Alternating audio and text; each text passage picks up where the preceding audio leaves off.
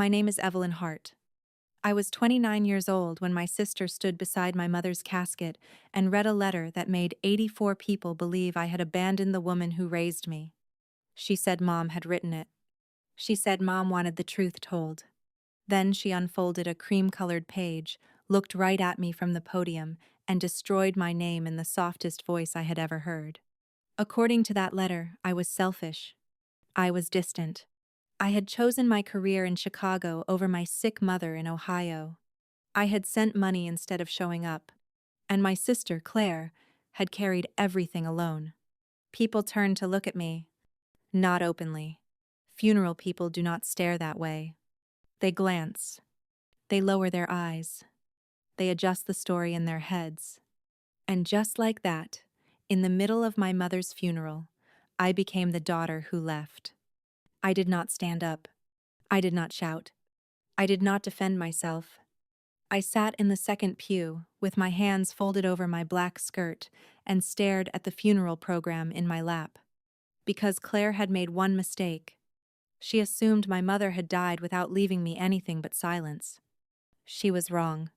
10 minutes after Claire finished reading that fake letter, the funeral director walked down the side aisle. He stopped beside my pew. Then he placed a sealed blue envelope in my hands. On the front, in my mother's handwriting, were 6 words. For Evelyn, read when Claire lies. Before I tell you what was inside that envelope, I need to take you back to the beginning. Because no one becomes calm at her mother's funeral by accident. Calm is what happens after years of being blamed for things you did not do. Calm is what happens when you finally stop begging people to believe you. And calm is what happens when the truth has already been written down. Welcome back to her quiet verdict. Here, we tell stories about women who were underestimated, pushed aside, used, blamed, or written out of their own families. These are not revenge stories. They are stories about proof, about dignity, about boundaries, and about the quiet moment when a woman finally lets the truth speak for her. If you have ever been made the villain in a story someone else invented, this one is for you. I was 12 years old when I first understood that in my family, Claire's tears mattered more than my truth. Claire was 3 years older than me. She had my mother's dark hair, my father's green eyes, and the kind of beauty people forgave before they knew what she had done. At church, she was sweet. At school, she was charming. At home, she was helpless when it helped her, and furious when no one was watching. I was the quiet one. Careful. Useful. The kind of kid who knew where the spare batteries were kept. The kind who remembered which bills went in the blue folder. The kind who started dinner when Mom worked late because nobody else would. My father left when I was 8. There was no dramatic fight. No broken plates. No screaming in the driveway. He packed 3 boxes one Thursday afternoon while Claire and I were at school. Then he moved to Kentucky with a woman named Trina, who sent Christmas cards for 2 years before even she stopped pretending we were family. After Dad left, Mom changed. Not into someone cruel. Just tired. Tired in a way that settled into the walls. She still made dinner. She still went to work. She still returned library books on time. But she moved through the house like someone carrying a tray too full and refusing to admit her hands were burning. Claire responded by needing more. More rides. More clothes. More reassurance. More attention. More proof that Dad had not left because of her. I responded by needing less. That became the family arrangement. Claire needed. I managed. Mom called me her steady girl. At the time, I thought it was love. Now I know it was a job title. When I was 14, Claire wrecked Mom's car. She took it without permission, drove to a party, and backed into a mailbox on the way home. I knew where she had been because I saw the photos online before her friend deleted them. But when Mom asked what happened, Claire cried so hard she could barely breathe. She said she had only taken the car because Mom looked tired and she wanted to pick up medicine. That was not true. But Claire cried. Mom softened. And somehow, by the end of that kitchen conversation, I was the one being scolded. Mom said I should have told her Claire was under pressure. That was Claire's gift. She could set a match to the curtains and convince everyone I should have smelled smoke sooner. By the time Claire graduated high school, she had been accepted to a private college 2 hours away. The scholarship covered less than half. Mom cried when the acceptance letter came. She kept saying, "Your sister is going to have the life I never had." I smiled because that was what I was trained to do. 2 weeks later, Mom told me we had to cut back. No art camp that summer. No new laptop, even though mine took 20 minutes to turn on. No driving lessons until senior year. "Claire needs this chance," Mom said. I nodded. I was 15.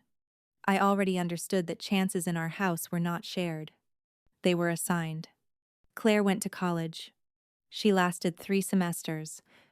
Then she came home with 6 boxes, $18,000 in student debt, and a story about how her advisor had sabotaged her schedule. Mom believed her. I did not. I had seen the warning emails because Claire left her inbox open on the family computer. Academic probation. Missed classes. Unpaid housing fees. A disciplinary notice for using someone else's ID at a bar. But I did not print those emails. I did not save anything. I still believed truth would matter because it was true. That was before I learned the most painful lesson of my life. Truth does not protect itself. You have to keep a copy. I left Ohio at 18 with one suitcase, a state school scholarship, and $640 I had saved from working at a bakery before dawn. I studied accounting because numbers were quiet. Numbers did not cry to win arguments. Numbers did not rewrite themselves because Claire looked wounded. Numbers did not ask me to make peace with a lie. Mom cried when I left. Claire leaned against the porch railing and said, "Must be nice to just walk away." I remember standing in the driveway, with the suitcase handle cutting into my palm. I waited for Mom to correct her. I waited for Mom to say, "She earned this." I waited for Mom to say, "She is allowed to leave." Instead, Mom wiped her eyes and said, "Just don't forget where you came from, Evie." I promised I would not. And I never did. That was part of the problem. I called every Sunday during my first year away. Mom answered most of the time.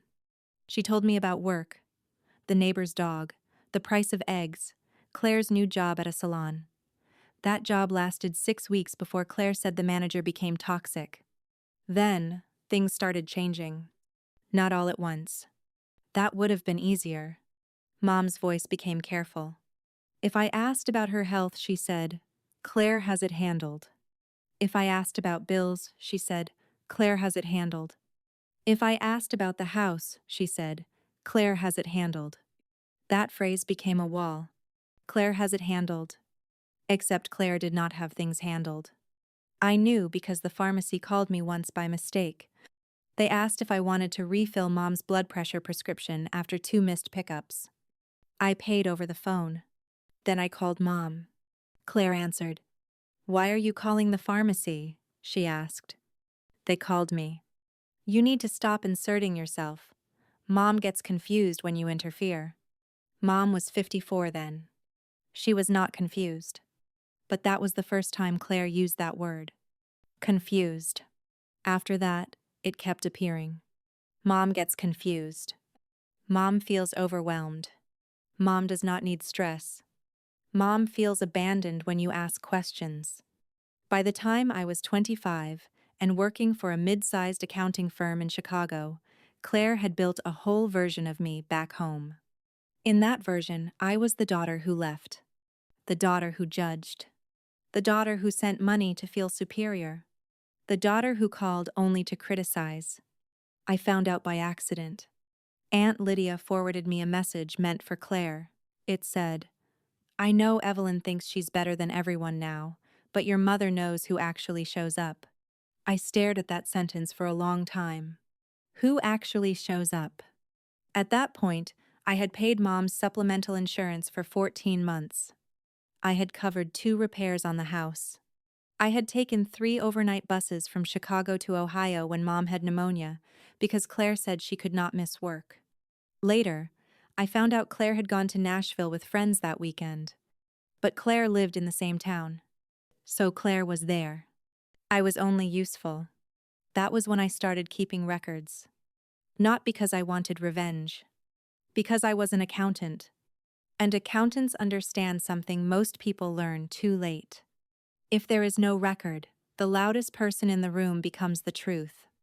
At first, I made a folder on my laptop. I called it Mom Receipts. Then I felt guilty and renamed it Home. Inside, I saved bank transfers, pharmacy payments, insurance confirmations, repair invoices, bus tickets, call logs, screenshots. Not everything, just enough. I told myself it was practical. That was easier than admitting it was protection. 3 years before the funeral, Mom was diagnosed with early-stage kidney disease. It was manageable. Medication, diet changes, regular appointments. Mom told me herself on a Sunday call while Claire was at the grocery store. Her voice sounded small. "I didn't want to worry you," she said. I booked a train for the next weekend. When I arrived, the house looked worse than I expected. The porch paint was peeling. The mailbox leaned to one side. Inside, dishes sat in the sink. The dining room table was covered with Claire's makeup inventory boxes because she had started selling beauty products online after leaving another job. Mom looked thinner. Claire looked annoyed. "You didn't have to come all this way," she said. Mom smiled too brightly. "Your sister worries." I stayed 3 days. I went to the doctor with Mom. I took notes. I made a medication chart. I cleaned the refrigerator and threw out food that did not fit her new diet. Then I sat at the kitchen table with Claire and explained the appointment schedule. Claire nodded through all of it. But as I was packing to leave, she followed me into the hallway. "You need to stop making Mom feel like I can't take care of her." "I'm not doing that." "You don't live here, Evie." "No, but I can help." She smiled then. Not kindly. "You helping always comes with a receipt." That sentence stayed with me. Because Claire meant it as an insult. But she was right. From then on, it did. The folder became a binder. Gray. 3-ring. Bought from an office supply store near my apartment. I made tabs. Medical. House. Transfers. Travel. Messages. And one tab called Mom. That last tab held things that did not fit anywhere else. A birthday card she sent me when I turned 27. A sticky note she tucked inside a cookbook. A voicemail where she said, "I know you are trying, baby. I know more than you think." I saved that voicemail twice. Once in the cloud. Once on a flash drive. And I am glad I did. Because 6 months before she died, Mom called me on a Wednesday night at 11:38. I remember the exact time because I was still at work, closing a quarterly audit, and my phone lit up beside a stack of client files. "Evie," she whispered. I stood so fast my chair rolled back. "Mom, I don't have long. Claire is in the shower." My chest went cold. "What happened?" "Nothing tonight. I just needed to hear you." She sounded frightened. Not confused. Not weak. Frightened. I walked into the hallway and lowered my voice. "Mom, tell me what's going on." There was water running in the background. Then a bathroom fan. Then Mom said, "Claire has been telling people things." "I know." "No," Mom said. "Worse than you know." I closed my eyes. "She told Pastor Dan you stopped helping because I refused to sell the house. She told Lydia you only sent money when you wanted control." My stomach tightened. Then Mom said the words that changed everything. She called the funeral home. "The funeral home?" "She's been planning. My service, my papers, everything. She thinks I don't notice. She thinks because I'm tired, I'm gone already." The water shut off in the background. Mom's voice dropped even lower. "I made changes. Not with Claire, with someone else. Mr. Bell at Bell and Harker Funeral Home has instructions. So does Mr. Alvarez. the attorney on Maple. Mom, tell me exactly what. The bathroom door opened on her end. Mom's voice changed instantly. Bright. Shaky. Yes, honey. I'll take the blue pill after breakfast. Evelyn was just checking in. Then Claire's voice in the distance. At midnight?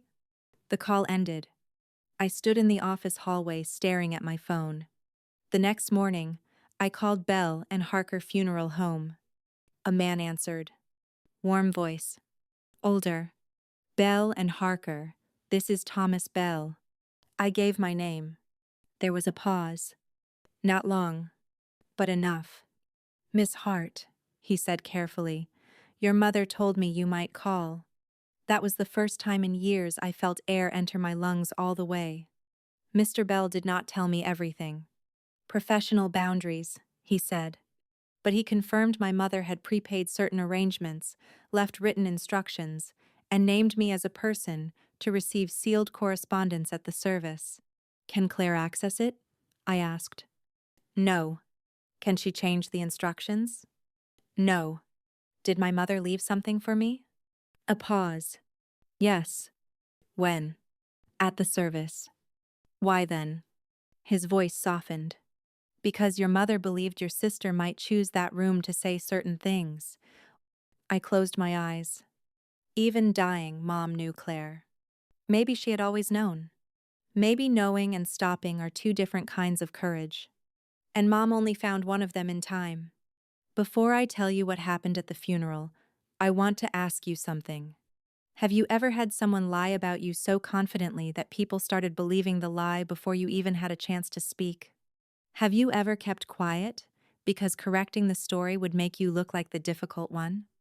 If you know that feeling, write, I know that room in the comments. Because the room I walked into next was the room Claire had been preparing for years. Mom died 6 months after that late-night call. Claire called me at 6, 12 inches the morning. She did not say hello. She's gone. I sat up in bed. For a second, I forgot how to breathe. When? About an hour ago. Why didn't you call me? She went fast. Claire. What do you want me to say, Evie? That I should have stopped her from dying until you got here? There it was. Even death had become something I failed to attend correctly. The funeral was scheduled for 4 days later. Claire handled the announcement before I could even open my laptop. She posted a photo of Mom from 12 years earlier. Mom smiling at the church picnic. Before illness. Before exhaustion. Before Claire learned to use the word confused like a locked door. The caption read, Our beautiful mother passed peacefully this morning, surrounded by love. Surrounded by love. I stared at those words for a long time. Then I called Mr. Bell. He answered on the second ring. Miss Hart, he said. My mother passed. I know, your sister called. Of course she had. I need to ask you something. Yes. Are her instructions still in place? They are. Claire can't change them? No. Did my mother leave something for me? Yes. When? At the service. That was her instruction. Why at the service? This time, he did not soften the answer.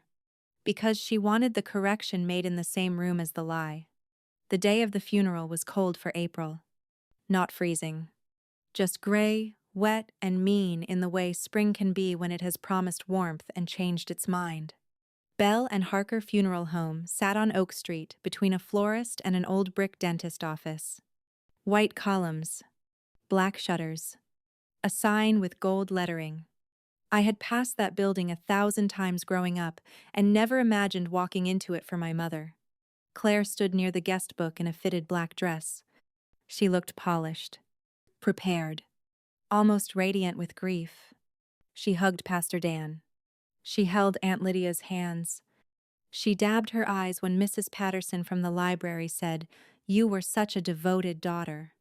Then Claire looked over Mrs. Patterson's shoulder and saw me. For half a second, her face went blank. Then the mask returned. Evelyn, she said, crossing the lobby. Not Evie. Evelyn. She only used my full name when she wanted distance to sound dignified. You made it. I looked at her. Our mother's funeral? Yes, Claire. I made it. Her smile tightened. I just meant with work. Work knows my mother died. A flicker of irritation crossed her face. Then she leaned closer and lowered her voice. Please don't make today harder than it already is. There it was. The family commandment. Do not make it harder. Meaning, do not correct the story. Do not ask questions. Do not make anyone uncomfortable with facts. I looked past her into the chapel. Mom's casket was at the front, closed, covered with white roses. The photo beside it showed her at the library desk, glasses on her head, smiling at someone outside the frame. I wondered if I had taken that picture. I think maybe I had. I'm going to sit down, I said. Claire touched my arm. Second pew is for family. I looked at her hand on my sleeve, then at her face. I am family. She inhaled slowly, like I had wounded her. I didn't say you weren't. No. Claire rarely said things directly unless she thought she had already won. I walked past her and sat in the second pew, left side. The first pew held Claire's purse, Claire's coat, Claire's tissue packet, and a framed photo of her with Mom at a charity dinner. No photo of me. I sat anyway. The service began at 10. Pastor Dan spoke about Mom's kindness, her years at the library, her lemon bars at church bake sales, her love of mystery novels and old black and white movies. Aunt Lydia read a poem. A former coworker told a story about Mom staying late to help a little boy find books about dinosaurs. I held myself together through all of it. Then Pastor Dan said, Claire has prepared a few words from the family. Claire rose. She moved slowly, gracefully, like the room belonged to her sorrow. She reached the podium, unfolded a cream-colored page, and smiled sadly. Before Mom passed, she said, she wrote a letter. She asked me to read it today. It was not easy for her to write, but she believed truth mattered. My stomach went still. Not dropped. Still. I looked at Mr. Bell standing near the side wall. His expression did not change. Claire began. My dear family and friends, if you are hearing this, then I have gone home. A murmur moved through the chapel. People leaned in. Claire's voice softened. I leave this world grateful for the daughter who stayed. The daughter. Not daughters. Mrs. Patterson turned her head slightly. Aunt Lydia looked down at her program. Claire continued. Claire carried me through my hardest days. She was my hands when mine shook, my memory when mine failed, my strength when my body gave out. She paused to cry. Perfect timing. Perfect tremble. Perfect daughter. Then her eyes lifted and found mine. I also leave this world with sorrow. Sorrow that my younger daughter, Evelyn, chose distance. I do not blame her. Ambition takes people far from home, but absence has consequences. There were nights I waited for her call, days I hoped she would come. In the end, I had to accept that love is shown by presence, not bank transfers. My ears rang. Bank transfers. She had actually put that in. A few people looked at me. Not openly. Funeral people do not stare openly. They glance. They absorb. They adjust. Claire kept reading. To Evelyn, I say this. I hope one day you understand what your sister gave up for me. I hope you stop keeping score. I hope you learn that family is not something you audit from a distance. A tiny sound came from Aunt Lydia. Not a sob. Something sharper. Claire read the final line. To Claire, my devoted daughter, I leave my gratitude, my trust, and my home, knowing you will protect what matters. The chapel went silent. My hands were cold. I could feel every receipt in my gray binder back at the hotel. Medical bills, transfers, bus tickets, insurance confirmations, pharmacy calls, texts from Mom. Keep everything. Claire folded the letter and pressed it to her chest. "Thank you," she whispered. The room exhaled. Pastor Dan stepped forward, visibly uncomfortable, and began the closing prayer. I did not move. That matters. The old Evelyn would have stood up. She would have said, "That is not true." She would have begged people to believe her. She would have tried to correct the room while the room was still full of grief and flowers and discomfort. But I was not the old Evelyn anymore. I had learned something by then. When someone lies in public, they are not inviting truth. They are betting truth will behave. So I behaved. I sat still. Pastor Dan prayed. People bowed their heads. Claire dabbed her eyes. And Mr. Bell walked down the side aisle. He moved with the careful quiet of a man who had spent his life protecting people's final wishes. He stopped beside my pew. I looked up. He held a blue envelope in both hands. "Miss Hart," he said softly. My heart began to pound. The prayer was still happening. Pastor Dan's voice filled the chapel. "Lord, comfort this family." Mr. Bell placed the envelope on my lap. On the front, in Mom's handwriting, were the words, "For Evelyn. Read when Claire lies." I looked at Mr. Bell. He gave one small nod. Not permission. Confirmation. Pastor Dan said amen. People lifted their heads. Claire turned. Her eyes went first to Mr. Bell, then to the envelope, then to my face. For the first time that morning, I saw real fear move across my sister's face. Small, quick, gone almost immediately. "What is that?" she asked. Her voice carried more than she intended. Mr. Bell stepped back. I stood. The blue envelope shook slightly in my hand. But my voice did not. "I think," I said, "this is the letter Mom actually left me." The chapel went silent again. Different silence this time. Not funeral silence. Witness silence. Claire stepped away from the podium. "Evelyn, this is not appropriate." I looked at her. "You just read a letter accusing me of abandoning our mother in front of everyone who came to mourn her." Her face flushed. "Because she asked me to." "Then she won't mind if I read mine." Pastor Dan looked like he wanted the floor to open. Aunt Lydia whispered, "Read it." Just 2 words. But they reached every pew. Claire turned on her. "Aunt Lydia, please." "No," Aunt Lydia said, louder now. "Let her read it." I opened the envelope. Inside were 3 things. A handwritten letter, a copy of a notarized statement, and a smaller sealed card with my name on it. I unfolded the letter first. Mom's handwriting had changed near the end. It was shakier than I remembered. But it was hers. I had spent years reading her grocery lists, birthday cards, and margin notes in library books she was not supposed to mark. I knew my mother's hand. I took one breath.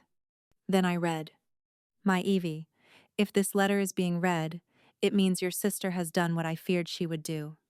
A ripple moved through the chapel. Claire went still. I continued, "I am sorry that even now I had to ask someone else to protect the truth. I should have protected it sooner. I should have protected you sooner." My voice almost broke. I stopped long enough to swallow. Then I went on. "You were my steady girl.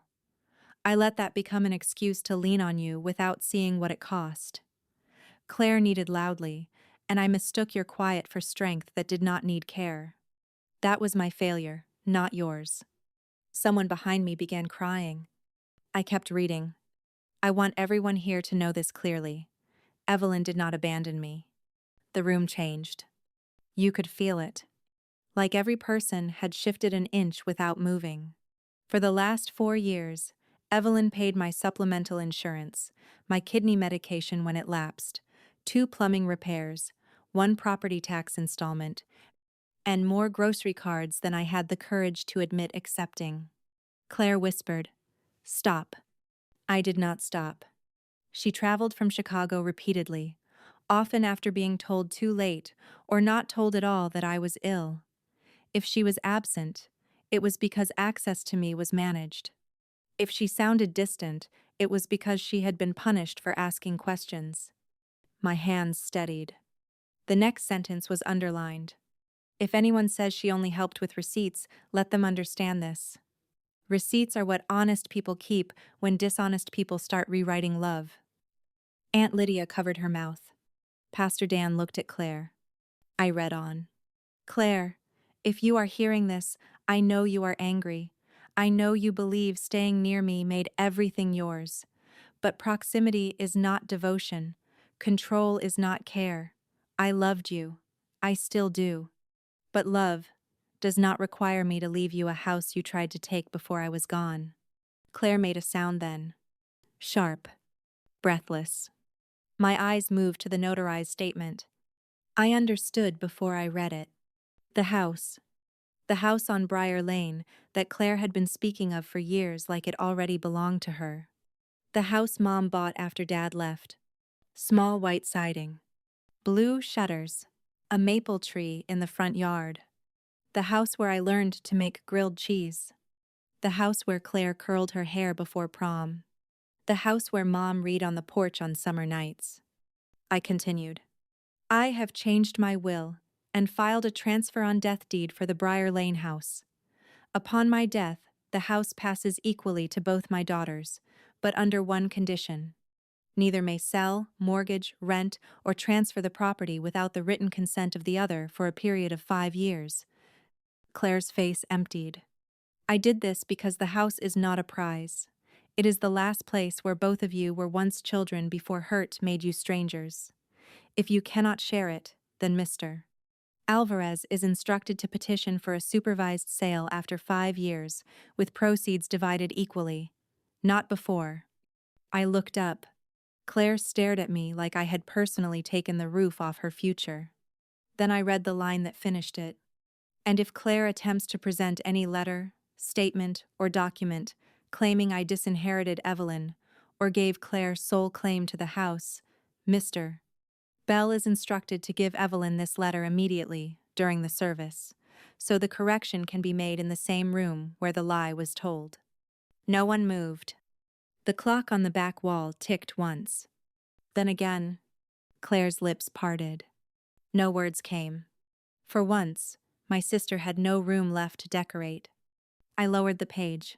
Tears were on my face now. I was not ashamed of them. They were not weak tears. They were late ones. Claire found her voice. That is not real. Mr. Bell stepped forward. It is real. She turned on him. You had no right. Your mother gave me written instructions, he said calmly. Those instructions were witnessed by myself and Attorney Alvarez. Claire pointed toward the podium. She gave me that letter. No, I said. Claire looked at me. You wrote that one. Her face hardened. You don't know that. I lifted the notarized statement. I know Mom knew you would. Claire's mouth trembled. Not with grief. With calculation. Then she did what she always did when truth got too close. She cried. You have no idea what I gave up, she said. You got to leave. You got a life. I stayed. I took her to appointments. I slept in that house. I watched her get weaker. And told people I was not helping while using the money I sent. I never asked you for money. No, I said. Mom did. Quietly. Because you made her feel guilty for needing me. That is not fair. You read a fake letter at her funeral. Her tears stopped. Just like that. The suddenness made people notice. Mrs. Patterson's face changed. So did Pastor Dan's. So did Aunt Lydia's. Claire saw it happen. Her audience was leaving her. Not physically. Worse. Internally. She looked around the chapel and realized she had lost the room she had chosen. That was when I understood the whole plan. Claire had not read that fake letter only to hurt me. She had read it to make the house simple. If everyone believed Mom had chosen her, any legal challenge from me would look selfish. The funeral was not just grief. It was groundwork. I folded Mom's letter carefully. Then, I looked at the people in the chapel. My mother was not perfect, I said. Neither am I, neither is Claire, But she did not leave this world saying I abandoned her. She left this world trying, finally, to tell the truth. Claire stepped toward me. Evie. There it was. Avie. My childhood name. She used it like a key she still thought fit the lock. You are making this ugly. I looked at my mother's casket. White roses. Closed lid. Stillness. Then I looked back at my sister. No, Claire, you made it ugly when you lied beside her casket and trusted me to stay quiet. I did not shout. I did not need to. The sentence landed because it was not fighting for space. It simply occupied it. Pastor Dan cleared his throat. I think perhaps we should take a short pause before proceeding to the graveside. No one objected. People stood slowly. Some moved toward the lobby. Some came to me. Aunt Lydia reached me first. She put both hands on my shoulders. I should have asked more questions, she said. I did not know what to say, so I nodded. Mrs. Patterson hugged me and whispered, Your mother loved you. She talked about you at the library more than you know. That almost undid me. Not Claire's lies. Kindness. Kindness is harder to defend against when you have been bracing for attack your whole life. Claire disappeared into a side room. I did not follow. Mr. Bell asked if I needed a private space. I said no. Then I remembered the smaller sealed card. Still inside the envelope. Still unread. My name was on the front. Evie. Not Evelyn. I opened it in the empty second pew, while the chapel murmured around me. Inside, Mom had written only a few lines. My steady girl. I do not expect this letter to fix what I failed to protect. But I hope it gives you something I should have given you sooner. Proof. Not proof that you were perfect.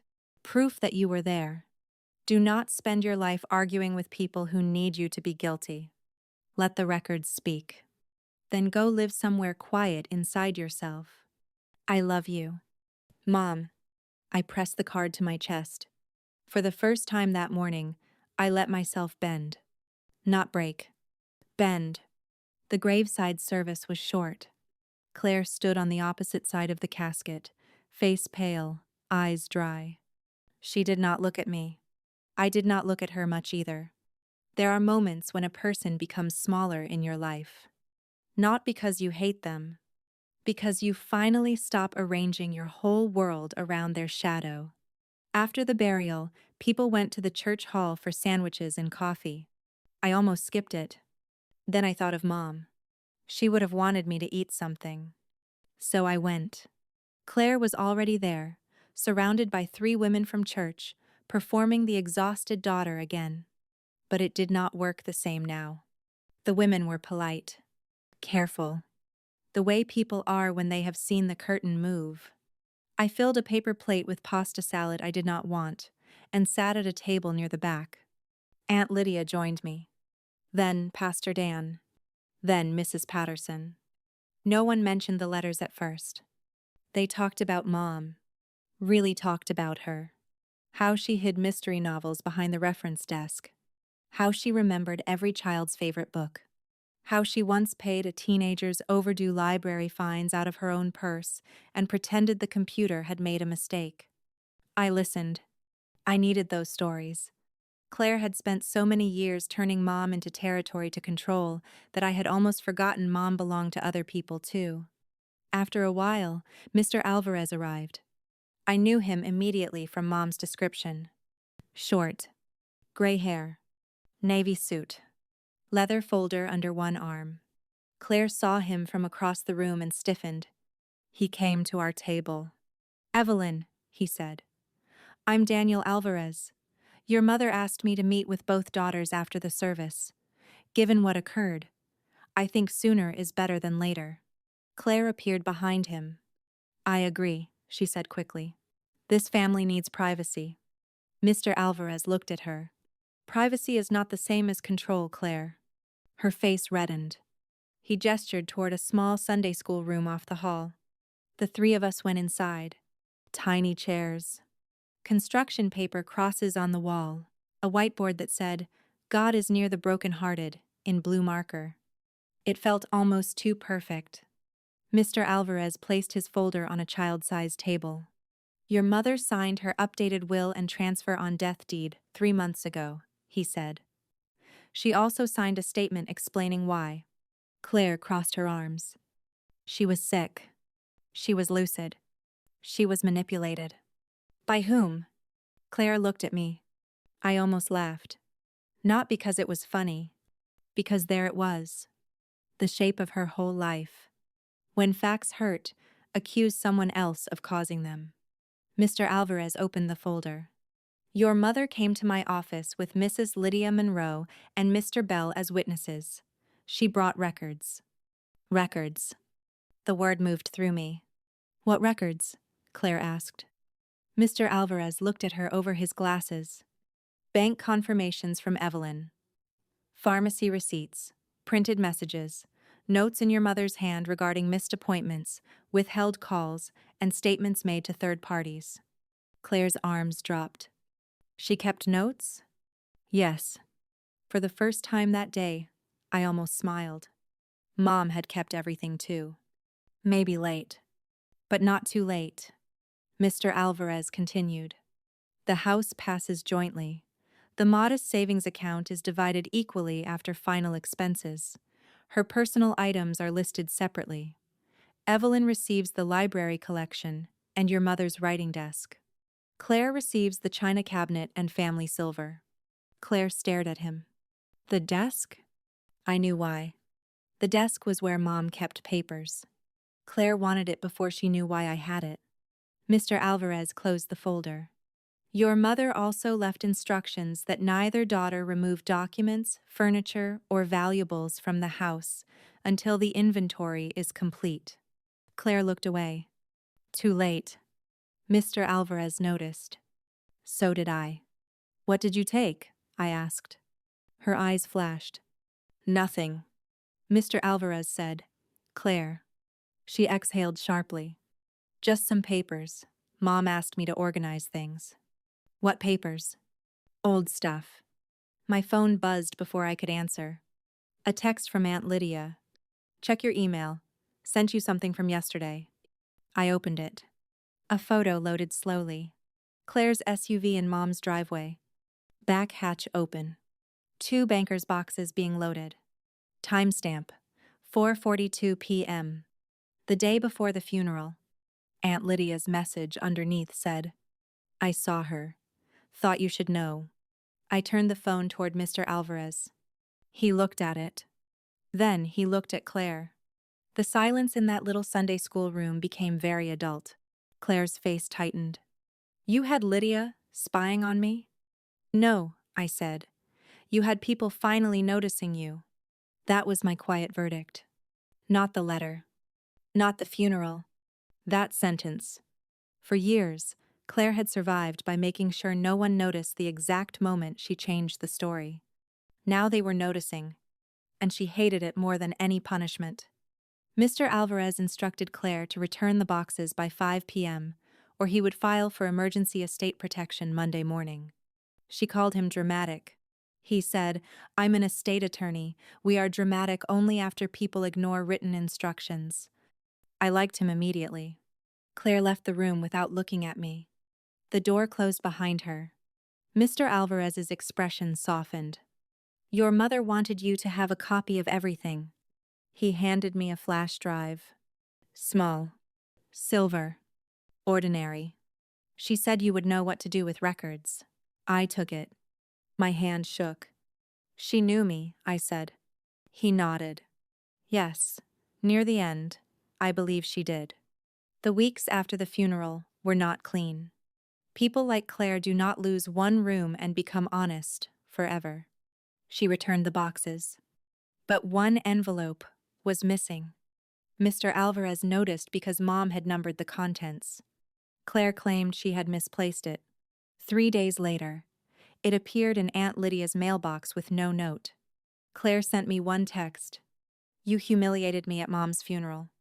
I typed 3 different replies, then deleted all of them. Finally, I wrote, You lied at Mom's funeral. The humiliation was the truth arriving. She did not respond. The house inventory took 2 months. I flew back twice.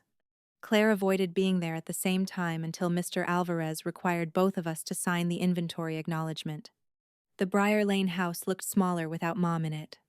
Houses do that after death. They shrink to the size of what is missing. I walked through each room slowly. The kitchen where Mom made pancakes on snow days. The hallway where Claire once taped up campaign posters for student council. The living room where Dad told us he was moving out. The bedroom where Mom kept a stack of library tote bags beside the closet. Then I went to the writing desk. It was oak, scratched on one side. One drawer stuck unless you lifted it slightly while pulling. Inside were pens, stamps, old thank you cards, paper clips, and a blue notebook. On the first page, Mom had written, "Things I should have said sooner." I sat on the floor and read it until the light changed. It was not a diary, exactly. More like fragments. Evie called. Claire said not to answer until after dinner. Forgot to call back. I hate myself for that. Claire told Lydia Evie stopped sending money. Not true.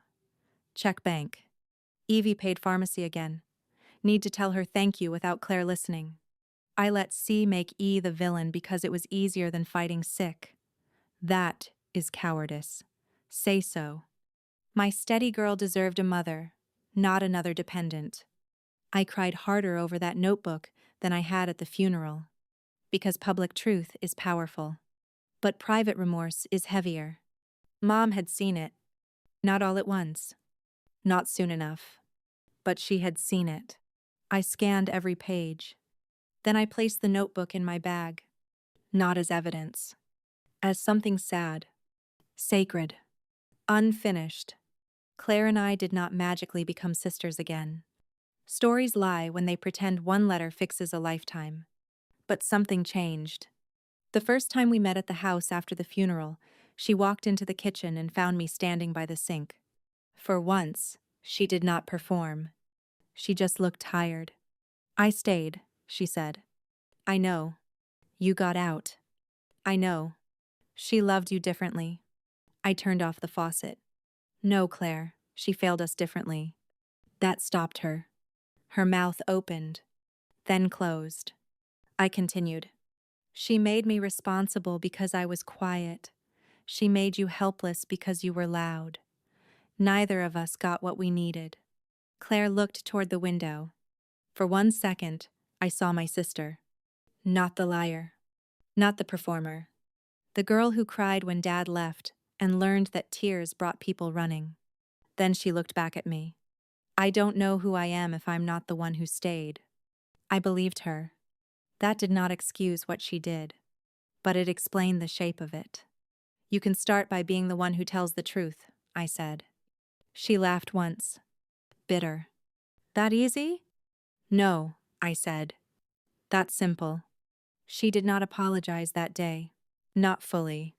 But before she left, she placed a small envelope on the counter. "What is that?" I asked. "Copies," she said, "of the utility bills I paid.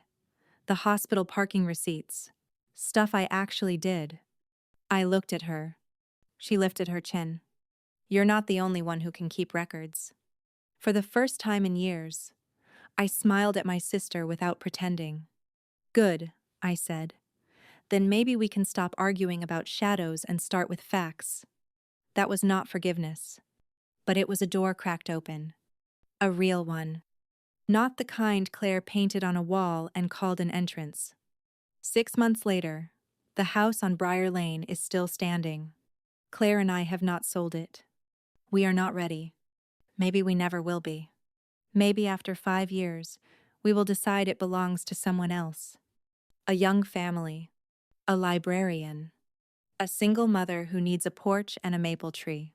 For now, we take turns checking on it. Claire handles the lawn because she lives closer. I handle the taxes because numbers still calm me.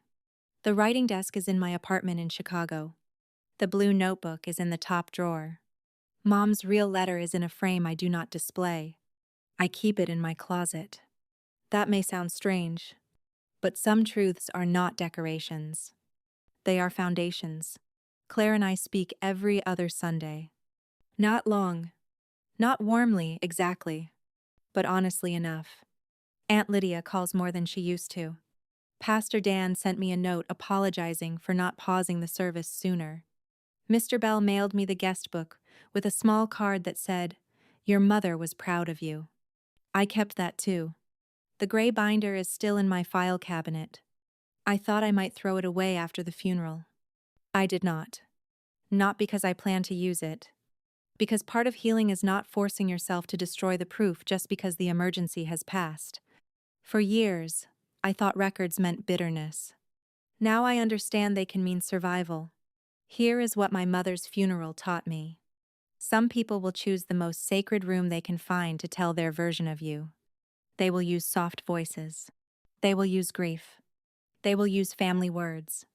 They will count on your silence because silence is what made their story possible. But truth does not stop being true because it arrives quietly. A real letter can undo a fake one. A kept receipt can answer a public accusation. A mother can fail you for years and still try, at the end, to leave you proof. A sister can be both guilty and wounded. And you can love people without handing them the pen to keep righting you wrong. I did not win at my mother's funeral. No one wins in a room with a casket. But I did leave with something I had needed for most of my life. Not the house. Not the desk. Not the apology. Proof. Proof that I had been there. Proof that my love had not been imaginary just because Claire had edited it out. Proof that my mother, late and imperfect and frightened, had finally chosen truth in the only way she still could. And maybe that is what a quiet verdict really is. Not punishment. Not revenge. Just the moment the lie stops being the loudest thing in the room. If this story reminded you of a time someone tried to rewrite your love as absence, write "quiet verdict" in the comments. If you have ever kept receipts because your heart knew the truth might need help one day, I want you to know this. You are not bitter for remembering. You are not cruel for correcting a lie. You are not selfish for refusing to be the villain in a story someone else invented. And you do not have to shout to be believed. Sometimes all you need is the real letter. Subscribe to Her Quiet Verdict for more stories about women who found their voice without raising it. And share this with someone who needs to remember. The truth does not need to arrive first. It only needs to arrive intact.